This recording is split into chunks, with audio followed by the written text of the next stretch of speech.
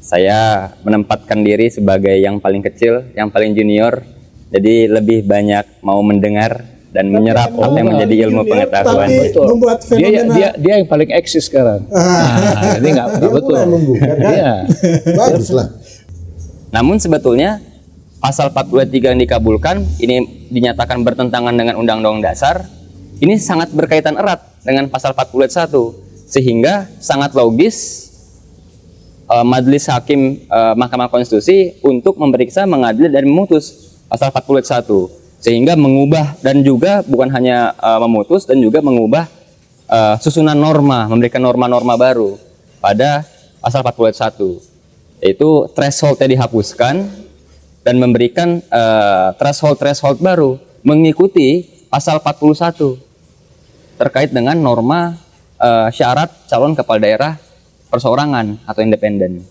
Ini menjadi menarik karena Anda menyaksikan News and Talk visibangsa.com, edisi khusus Bulan Kemerdekaan, didukung oleh RM Kopi Karo, produk kebanggaan Indonesia.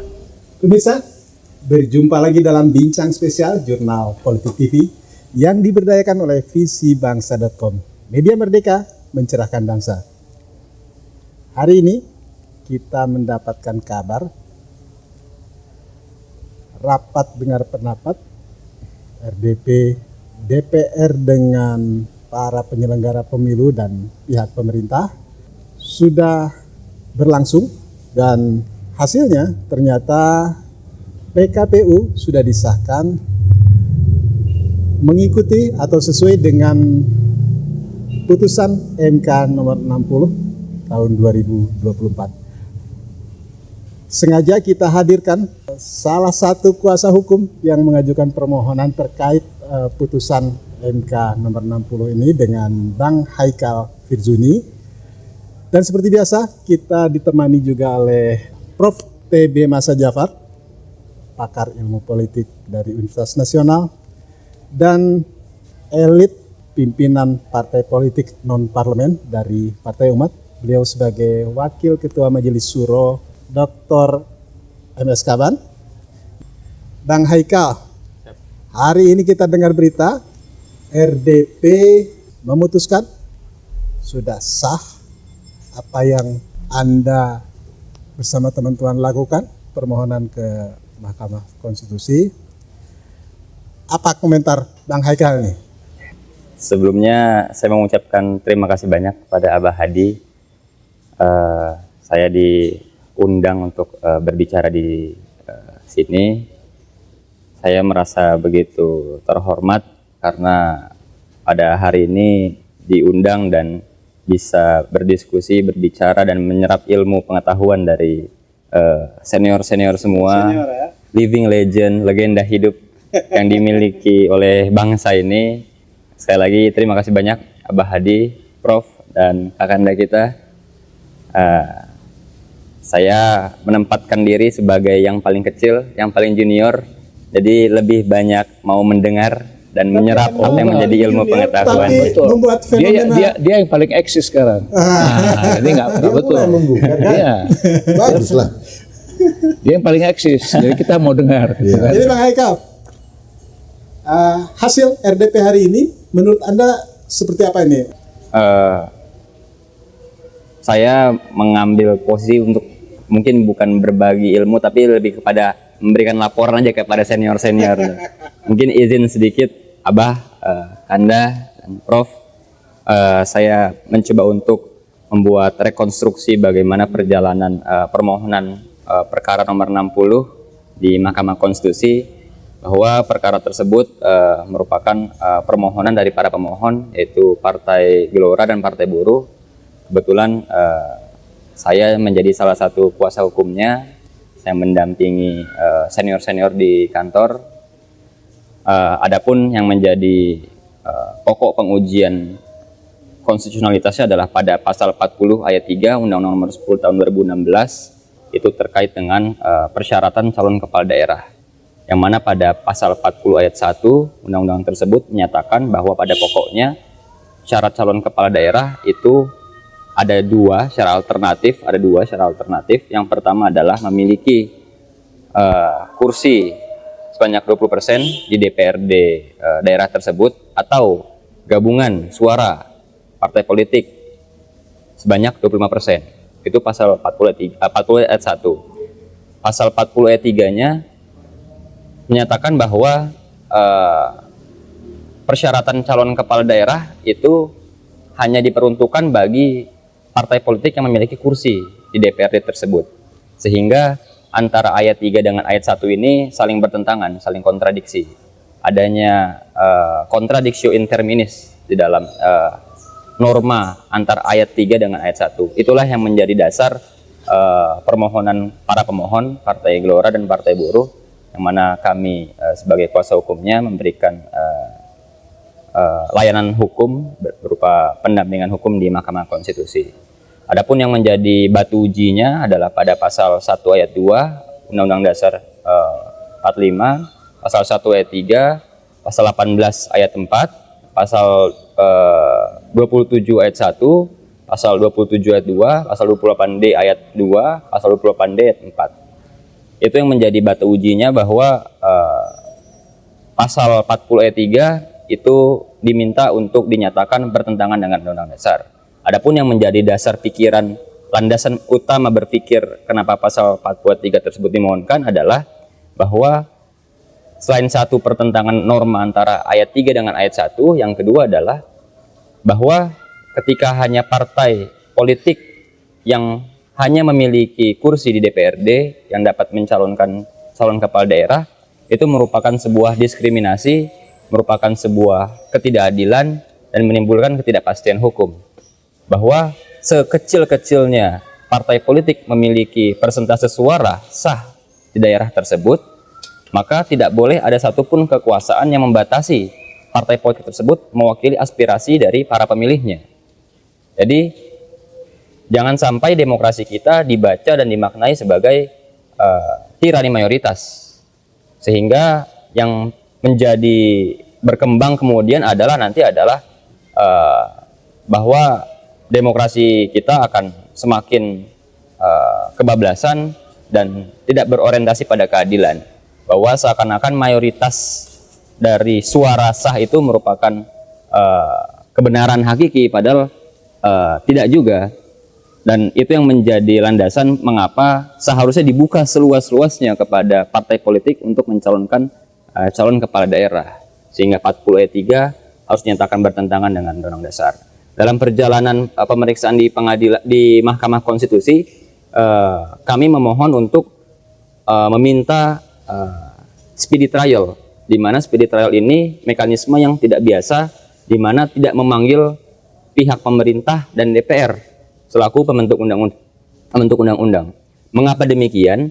Karena norma pasal 40 ayat 3 tersebut ini sudah pernah diuji di MK pada tahun 2005 sesuai dengan putusan MK nomor 5 /3 Romawi /2005 tahun 2005, di mana pada putusan MK tersebut menguji konstitusionalitas pasal 59 ayat 1 Undang-Undang nomor 32 tahun 2004 tentang pemerintahan daerah, di mana pada saat itu Undang-Undang Pemda masih mengatur terkait dengan pemilihan kepala daerah. Pasal 59 ayat 1 hampir sama dengan pasal 40 ayat 1, 40 ayat 3, yang mana perbedaannya hanya pada ambang batas thresholdnya 15%. Kalau yang 2005, yang Undang-Undang Pemda yang lama, yang sekarang 20%, 25%. Nah, ini sudah dibatalkan oleh MK. Sehingga kami memohon untuk tidak perlu dilaksanakan keterangan dari DPR, keterangan dari pemerintah, keterangan saksi dan ahli, menghadirkan saksi, bukti-bukti. Kami merasa putusan MK nomor 5 tahun 2005 itu sudah sangat cukup kuat, sehingga meminta untuk dikabulkan speedy trial, mengingat rangkaian pendaftaran calon kepala daerah itu semakin dekat pada 27 Agustus sampai dengan 29 Agustus. Waktunya sudah sangat mepet. Sudah sangat mepet pada saat itu. Kita mendaftarkannya pada akhir bulan Mei, Abah. Nah, tanggal 20 Agustus, beberapa hari yang lalu, itu kita dipanggil untuk hadir di Mahkamah Konstitusi sidang putusan. Ada sekitar 19 perkara putusan, salah satunya perkara kami, perkara nomor 60. Pada intinya Mahkamah Konstitusi, Majelis Hakim yang mulia mengabulkan permohonan kami pasal 40 ayat 3. Yang menarik adalah pasal 40 ayat 1 juga dianalisa, juga diputus oleh Majelis Hakim. Yang mana pasal 40 ayat 1 ini tidak kami mohonkan sebetulnya. Namun sebetulnya pasal 40 ayat 3 yang dikabulkan ini dinyatakan bertentangan dengan Undang-Undang Dasar. Ini sangat berkaitan erat dengan pasal 40 ayat 1, sehingga sangat logis Majelis Hakim Mahkamah Konstitusi untuk memeriksa, mengadili dan memutus pasal 40 ayat 1, sehingga mengubah dan juga bukan hanya memutus dan juga mengubah susunan norma, memberikan norma-norma baru pada pasal 40 ayat 1, yaitu threshold-nya dihapuskan dan memberikan threshold baru mengikuti pasal 41 terkait dengan norma syarat calon kepala daerah perseorangan atau independen. Ini menjadi menarik karena ini sebagai putusan yang monumental, begitu Abah Hadi. Putusan monumental sekaligus mengguncangkan peta politik pilkada ini ya. Prof. TB, kita sudah mendapatkan penjelasan ini dari pihak pemohon. Dari sisi politik, Anda melihatnya seperti apa nih? Jadi yang pertama yang saya ingin komentari, kembali kepada basic teori demokrasi ya. Jadi demokrasi, entahkah dalam momentum pemilu, demokrasi atau pemilu tidak ada maknanya jika prasyarat hukum atau supremasi hukum itu tidak berjalan sinkron. Ya. Jadi ada demokrasi, dia harus dikawal, harus dilandasi oleh aturan main. Aturan main yang berpijak pada azas persamaan, azas kebebasan, azas demokrasi, dan azas keadilan yang paling tinggi. Ya, empat azas itu membuka ada satu kompetisi yang fair. Kompetisi yang fair ini adalah satu prinsip yang harus menembus kong kali kong. Ya, tadi sudah disebut. Ini menjadi tironi mayoritas, itu kan nggak boleh terjadi. Kembali lagi pada fungsi partai itu adalah dia sebenarnya merekrut, menseleksi pejabat publik, lalu melempar ke dalam ruang kontestasi, sehingga dipastikan kerja-kerja partai politik ini mendapatkan calon-calon pemimpin, calon-calon pejabat publik yang kredibel. Tentu saja ini kan sudah melalui proses seleksi pengujian dari partai-partai. Jadi sebenarnya itu dibuka aja seluas-luasnya supaya kesempatan, peluang untuk mendapatkan ya calon-calon terbaik itu sangat terbuka. Kemudian proses komunikasi, proses seleksi pada masing-masing partai politik itu menjadi sederhana dan juga menekan cost. Jadi bayangkan Bung Hadi, kalau pada aturan lama itu, kalau dia tidak bisa misalkan menggandeng 3 partai, itu tidak mungkin ya. Dan itu sangat rumit. Walaupun dia punya kursi di DPRD, walaupun dia kursi, walaupun dia barangkali juga punya modal, tetapi dari segi kualitas itu belum tentu bisa dicapai, ya kan? Nah itu di samping masalah modal, tapi juga ada soal yang teknis, yaitu mempersulit sehingga proses itu berjalan secara normal, sehingga dipastikan pemilu itu betul-betul menjadi sebuah mekanisme politik di dalam menyelesaikan persoalan dalam 5 tahunan. Entahkah itu ada problem konflik sosial politik, entah itu ada problem soal tata kelola pemerintahan yang belum baik, ya itu maka dikoreksi melalui mekanisme pemilu. Pak Kaban, saya kira poinnya. Dengan munculnya keputusan Mahkamah Konstitusi ini, seperti disampaikan tadi, salah satu latar belakangnya Bang Haikal menyebut kita tidak ingin ada atau terkunci oleh tirani mayoritas. Sekecil apapun perolehan sah yang suara yang diperoleh oleh semua partai politik itu harus tetap dimaknai gitu. Partai Umat sebagai partai non parlemen, ya kan, melihatnya seperti apa ini hasil putusan MK ini? Ya, terima kasih Bung Hadi, Profesor TB dan Saudara Hekal ya. Kita apresiasi ya sebuah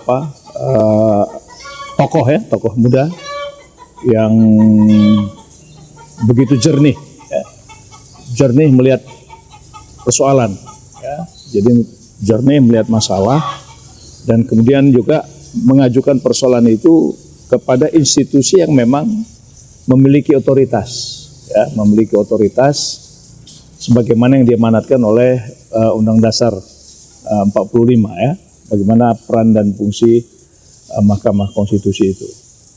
Nah, apa yang sudah diputuskan akibat buah dari sebuah perjuangan dari bagaimana meluruskan hukum agar supaya tidak timbul persepsi yang kontradiksi ya, karena memang kita harus akui juga dalam 10 tahun ini banyak sekali itu undang-undang yang dibuat yang dia cenderung kontradiksi ya. Banyak tuh undang-undang yang cenderung kontradiksi itu. Nah, ini konteksnya adalah berhubungan masalah pilkada ya, dan pilkada gubernur dan wakil gubernur. Nah, jadi memang satu sisi ya, kita itu ingin demokrasi itu memberikan kesempatan ya, memberikan kesempatan kepada semuanya. Jadi kalau diberikan kesempatan pada semuanya, khususnya partai-partai politik, ya harusnya hilang itu bahasa tirani. Harusnya hilang itu bahasa tirani itu, karena Anda sudah diberi kesempatan, gitu kan. Tetapi memang agar supaya tidak timbul kekisruhan, ya, dan juga untuk terjadi seleksi, ya, seleksi agar yang tampil itu orang-orang yang berkualitas, ya, bukan hanya persoalan isitas ya. Ini betul-betul kualitas, jadi quality of man-nya, quality dari manusianya atau leadership-nya, capacity dan sebagainya itu. Nah, memang perlu persyaratan. Nah, saya kira dengan apa yang sudah diperjuangkan dengan kondisi yang seperti sekarang, ya Partai Umat, bukannya Partai Umat, seluruh partai-partai politik peserta pemilu. Ya, betul. Ya. Jadi bukannya Partai Umat, seluruh partai-partai politik peserta pemilu memiliki peluang yang sama sepanjang ada kriteria minimal yang harus dipenuhi. Gitu. Nah, tinggal nanti dengan kriteria itu dia akan, semua partai politik akan melakukan kalkulasi. Nah, karena ketika mau maju itu kan seperti bertempur, berperang, ya kan? Ketika mau maju dalam medan pertempuran, kita kan harus hitung itu, ya, berapa personal yang kita punya dan bagaimana daya tahan personal kita. Bagaimana kualifikasi profesionalisme personal-personal kita yang akan memperjuangkan itu. Dan juga, nah ini, kalau selama ini kecenderungannya itu kan amunisi terlalu terdepan. Ya, nah, jadi amunisi terlalu dikedepankan sehingga timbul istilah tadi itu, tirani mayoritas. Nah, tirani mayoritas ini berkumpul beberapa partai politik, yang penting ada isinya. Jelas barang tuh kan. Jadi dengan kondisi yang seperti sekarang, saya kira Partai Umat sudah melakukan evaluasi, ya, sudah melakukan evaluasi di seluruh Indonesia. Ada beberapa wilayah-wilayah dari segi presentasi hasil itu peluangnya ada, ya, untuk mengusung sendiri itu ada, ya. Tapi juga lebih banyak juga bisa bekerjasama dengan partai-partai politik lain. Nah, sebenarnya ada harapan juga ya, seperti partai-partai yang tidak lolos ke parlemen, mereka berhimpun, cari tokoh, cari figur, ya kan, lalu dukung. Nah, dengan gagasan yang menyentuh kepentingan masyarakat, ya, sehingga masyarakat merasa terwakili. Nah, itu bukan tidak mungkin, ya, bukan tidak mungkin. Jadi Partai Umat terhadap keputusan ini ya dari awal kita tetap menginginkan apa yang diputuskan Mahkamah Konstitusi, suka tidak suka, senang tidak senang, cocok tidak cocok, sesuai atau tidak sesuai dengan selera, dia harus dipatuhi. Ya. Walaupun ada yang mengatakan itu kan nggak dimohonkan, enggak. Mahkamah Konstitusi itu dia punya otoriti. Sepanjang dia mempersepsikan bahwasanya ini bertentangan, ya kan, undang-undang ini, dia lurusin. Nah, jadi paling tidak hari ini keputusan MK nomor 60 itu lurus lah kita bilang gitu ya. Ada angin segar, ada suasana baru, walaupun itu mungkin merubah peta politik pilkada di seluruh daerah.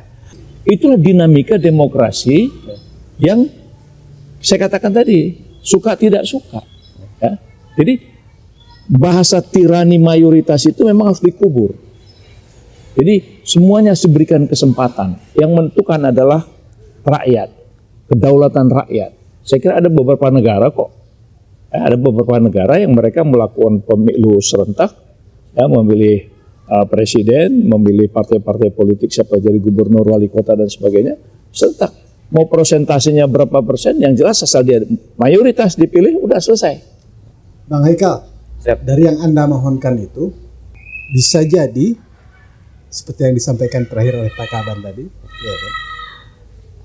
Masih ada perdebatan lain yang harus hukumnya ajak juga. Seperti misalnya ini kan akan memberikan peluang orang banyak, calon-calon banyak, ya kan? Nah kalau calon banyak itu bisa jadi tidak ada yang 50% plus 1. Anda memandangnya seperti apa ini?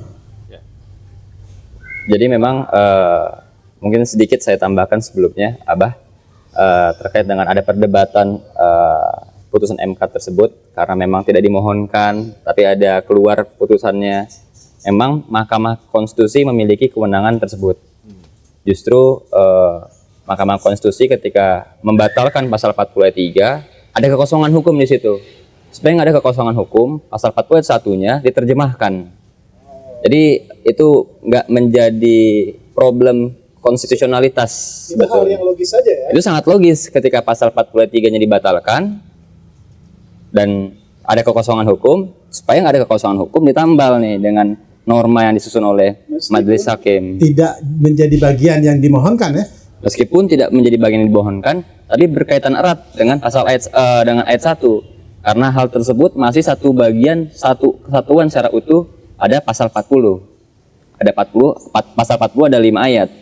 Jadi ini masih satu kesatuan dengan pasal 40. Jadi perdebatan tersebut clear bahwa itu merupakan kewenangan Mahkamah Konstitusi seperti yang tadi disampaikan oleh kakanda kita, dan juga apa yang disampaikan oleh Abah tadi terkait dengan apakah ini tidak akan mencapai 50% bersatu ketika banyak yang mencalonkan, ya artinya kompetisi akan menguji partai politik dan calon kepala daerahnya, serta juga akan menguji para pemilihnya bahwa keterbukaan kompetisi tersebut membuat kualitas dari demokrasi kita itu akan semakin matang. Ketika tidak mencapai 50% bersatu, ini hanya soal prosedur saja, Abah. Jadi tidak masalah kalau tidak sampai 50% bersatu, tapi semua proses kompetisi ini dilaksanakan secara fair, secara sehat, dan ini adalah calon-calon terbaik. Ini merupakan langkah kita untuk memperbaiki demokrasi supaya lebih baik dan lebih matang lagi. Harus terus dibangun ya? Harus terus dibangun, karena memang kalau tidak ada kompetisi ya selesai di kong-kali-kong elit-elit aja, Bah. Dan itu yang kita generasi muda nggak mau gitu kan. Jadi lebih baik diadu saja. Bang Haikal, publik paling tidak sampai sebelum RDP sampai tadi pagi itu masih ragu dengan KPU. Apa ya KPU berani mandiri, ya kan? Tidak terjebak oleh tarik menarik gitu. Anda apa yang Anda temukan gitu hasil keputusan, kemudian sampai pada RDP tadi? Memang kepercayaan publik terhadap lembaga negara ini kan sangat rendah indeksnya setelah kita baca dan pelajari, dan ini melihat 10 tahun terakhir kelakuan dari para lembaga negara ini kan nggak bisa diprediksi, Abah. Jadi hari ini bilang apa, besoknya bilang apa, jadi logis. Itu dia. Makanya itu sangat logis sekali kenapa publik bukan hanya pada emosional yang tidak berdasar, tapi memiliki pijakan logis yang sangat kuat. Adapun ketika KPU berani untuk membangkang terhadap putusan Mahkamah Konstitusi, ya kami pasti akan melaksanakan prosedur-prosedur hukum yang berlaku untuk membatalkan produk dari peraturan KPU tersebut. Kemudian beberapa hari yang lalu saya yang tergabung dengan Himpunan Mahasiswa Islam melakukan aksi demonstrasi massa di DPR dan di KPU, dan berhasil menekan Ketua KPU untuk menandatangani nota kesepakatan